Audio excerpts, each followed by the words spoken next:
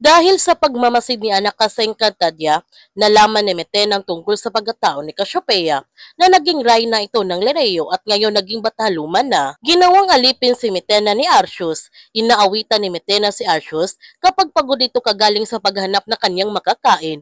Kung hindi nagusto ni Arceus ang mga ginagawa ni Metena, sinasaktan siya.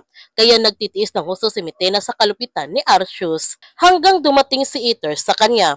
Binigyan siya nito ng isang kapangyarihan para malabanan niya si Arceus at gagamitin naman ni Aether si Metena para magasik ito ng dilim sa buong Encantadia. Nalaman naman ni Alena mula sa mga Adamian kung bakit nagkaroon ng karamdaman si Imaw dahil binuksan itong aklat ng Akashi kahit bawal ito. Kaya sinubukan nila Alena at Perena na buksan ng aklat.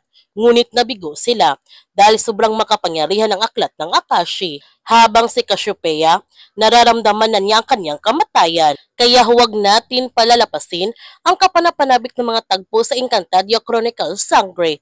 Kung bago ka pa channel ko, don't forget to like, subscribe, and click notification bell para palagi kang updated sa mga videos in-upload ko. Thank you for watching and God bless to everyone.